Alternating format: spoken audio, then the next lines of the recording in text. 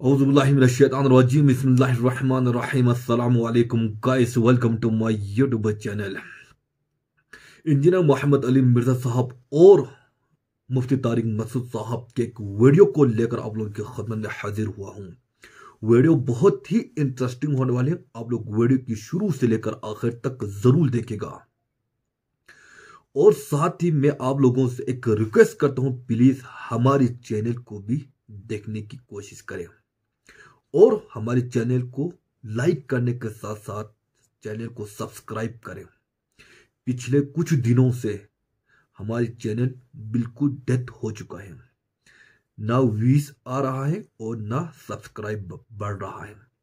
आप लोगों से मैं रिक्वेस्ट करता हूँ, प्लीज हमारे चैनल को भी लाइक करने के साथ साथ चैनल को सब्सक्राइब करें ताकि हर नए आने वाले वीडियो सबसे पहले आप लोगों तक पहुंचाएं।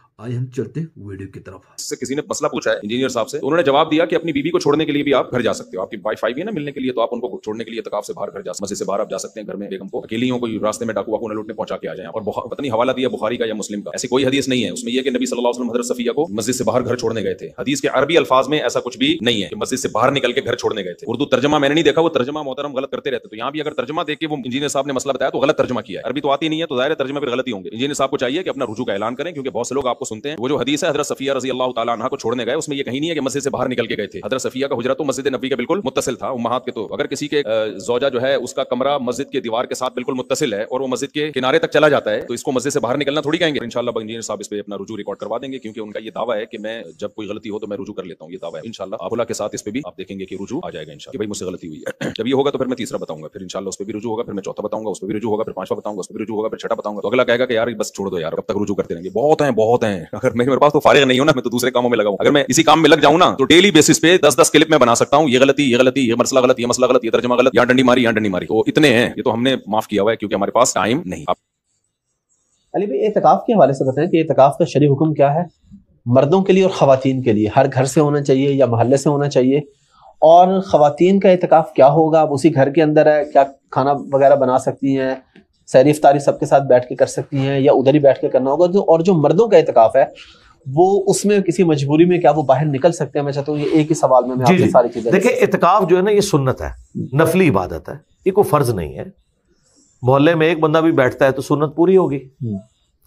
हमारे यहाँ जो इत्काफ है ना जी, वो तो एक काम चोरी का जरिया बना हुआ है। जिसने नींद अपनी पूरी करनी है या दोस्तों में गप्पे मारनी है, वो मस्जिद में जाके इत्काफ बैठते हैं। हम खुद बैठते रहे, मैं तो रेगुलर कई साल तक बैठता रहा हूँ, लेकिन हमारा इत्काफ उस तरह का नहीं होता था। मैं बाकायदा ट्रेनिंग करवाता था।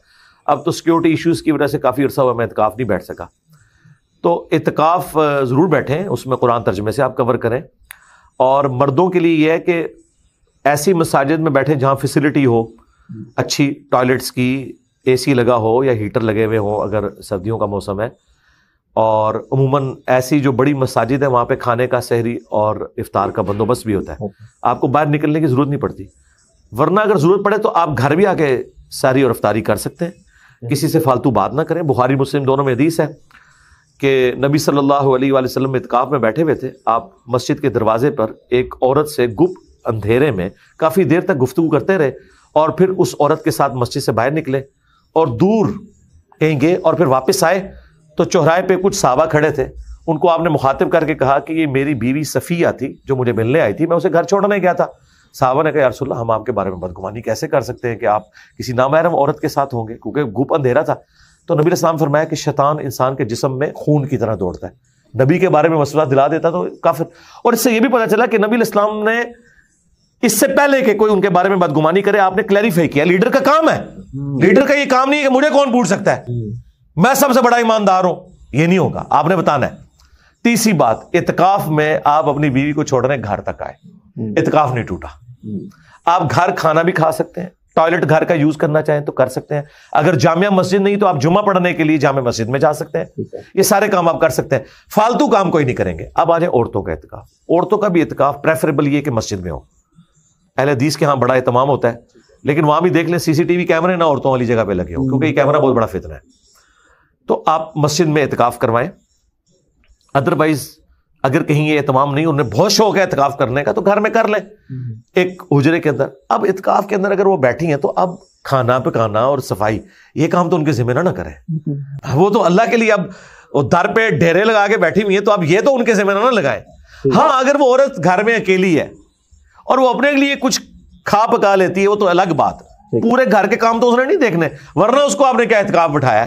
तो बेहतर यह है कि आप कुछ खाने बनवा के स्टोर करवा लें, या कोई करीबी आपके रिश्तेदार आपको कुछ अरसा, बजाय कि आप उस औरत की खिदमत करें, उसे खिदमत ले रहे हैं, तो उस बेचारी ने क्या इत्काफ करना है। तो इसलिए ये जो ना इत्काफ, इस तरह के घरों वाले इत्काफ ना उमूमन इस तरह नहीं। हाँ, अलबत्ता जो जवान बच्चियां बैठती हैं, उनकी माएँ उनके सर पे मौजूद है, या कोई बहू बैठती है उसकी सास सर पे मौजूद है, या सास बैठती है और बहू उसकी खिदमत कर सकती है, फिर ठीक है।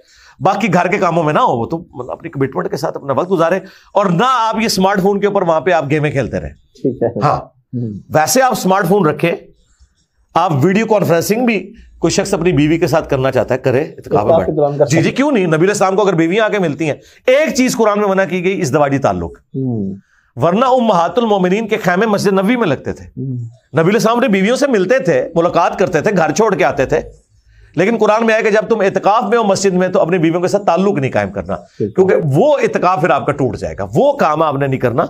बाकी आप घर में राब्ता करें, और अपने यानी कोई और इश्यूज हैं, कोई तालीम का मसला है, लैपटॉप ले जाए, इंटरनेट फैसिलिटी को यूज करें, अपने टाइम को यूटिलाइज करें, बजाय ऊट पटांग कामों में लगाने के। मैं उसका मुखालिफ हूं। और सबसे बेहतर यह कि इत्काफ में कुरान तर्जमे से कवर करें, ताकि आपको पता चले कि अल्लाह की आपसे डिमांड क्या है।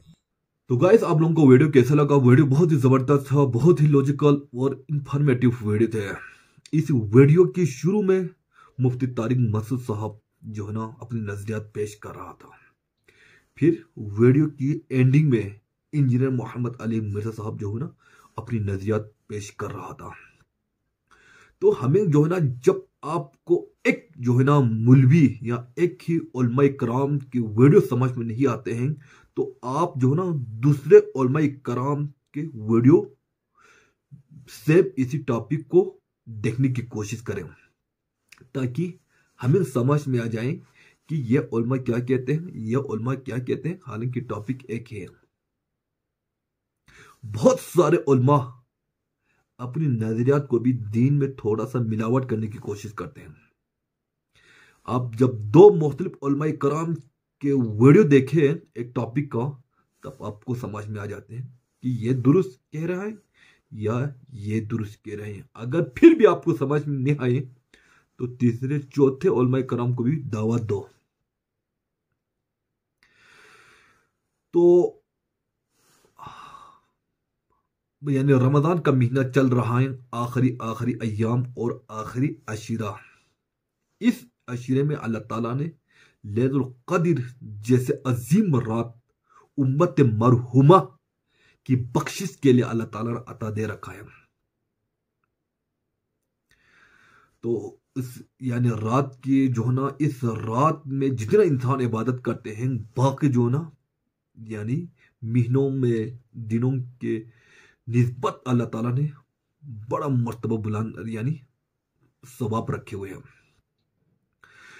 तो कह रहा था इंजीनियर मोहम्मद अली मिर्जा साहब जो है ना, अगर हम एतिकाफ के हालत में हो तो बीवी मस्जिद में मिलने के लाते हैं, तो आप उसको घर तक छोड़ के आए हो। अगर जो है ना, अगर आपकी वुजू हालत टूटने की हालत में हो, तो आप घर से वुजू करके भी आए वुजू, और घर से खाना खा के भी आए।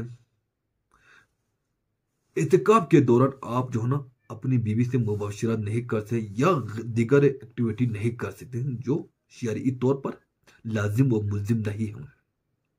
तो ये बहुत ही जबरदस्त वीडियो थे। प्लस वो कह रहा था यानी औरत भी इत्तिकाफ कर सकते हैं, उनको अपने घर में इत्तिकाफ करना बहुत जबरदस्त है। प्लस अगर घर में एहतमाम नहीं किया जा सके तो मस्जिद में इत्तिकाफ की जा सकते हैं। तो इस तरह के वीडियो को लाने का मकसद यही है कि हमें समझ में आ जाए दीन। तो इसी तरह के इंफॉर्मेटिव वीडियोस के साथ आलम की खदमत में हाजिर होते रहेंगे। अल्लाह हाफिज।